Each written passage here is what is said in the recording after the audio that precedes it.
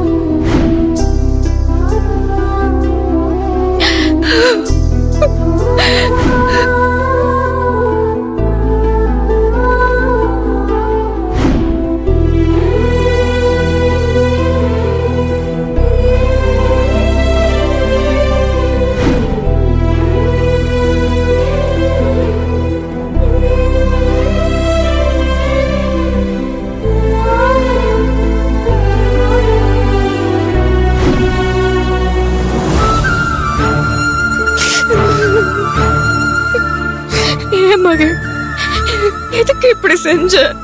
நான் குடிக்க வேண்டிய பாய்சனை நீ குடிச்சிட்டு உயிருக்கு போராடிக்கிட்டு இருக்கு. எதுக்கு மகள் நீ உன்னையே கஷ்டப்படுத்திக்கிற? ஆதி நீ சொன்னதை நம்பலனா இப்படிதான் விஷம் குடிப்பியா?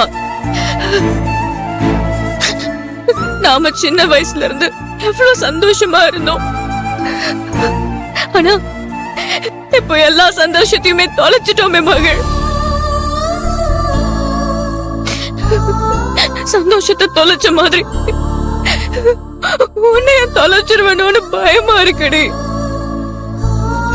நீ நான் ஆதி 3 பேரும் நல்ல ஃப்ரெண்ட்ஸா சந்தோஷமா சிறகடிச்சு பறந்துட்டு இருந்தோம். யாரு கண்டு பட்டுச்சுன்னே தெரியல. சிறகுடைஞ்ச பறவை மாதிரி தவிச்சுக்கிட்டு இருக்கோம். ஒருத்தர் மேல ஒருத்தர் கோபத்தை காட்டுறோம், ஆதங்கத்தை காட்டுறோம். எல்லாத்துலயும் கட்டுப்பாடு. முன்ன மாதிரி மனசு விட்டு கூட பேச முடியலடி. பாதைய மறைச்சு பாதைய மட்டும் பேச வேண்டிய நிலைமை. எல்லாமே தலைகீழ மாறி போடுச்சு. எங்க இருந்தாலும் ஃப்ரெண்டுங்க நல்லா இருந்தா அதுவே மனசுக்கு ஆறுதலா இருக்கும். ஆனா இப்ப அத கூட இல்லாம போயிடுச்சு மகள். இப்படி சுயநினைவே இல்லாம நீ பெட்ல கிடக்கிறத பாக்குறப்போ ஒரு மாதிரியா இருக்குடி. ஆதியோட அன்புலயும் அரவணைப்புலயும் அவங்க வீட்டுல சொந்த பந்தத்தோட வாழ வேண்டியவடி நீ. இப்போ ஒரு அனாத மாதிரி படுத்து கிடக்குற. நான் மட்டும் இல்லைன்னா உன் நிலைமை என்ன ஆயிருக்கும் என்னால நினைச்சு கூட பார்க்க முடியல. எப்படியாச்சும் கண்ணை முடிச்சு வந்துரு மகள். உன்னோட இந்த நிலைமையை நான் மாத்தி காட்டுறேன். உனக்குன்னு ஒரு வாழ்க்கை, புருஷன், குடும்பம், சொந்தம், பந்தம்னு உன்னை வாழ வச்சு பார்க்கணும். அதுதான் என்னோட ஆசை. ஆசை நிராசை ஆக்கிறது மகள்.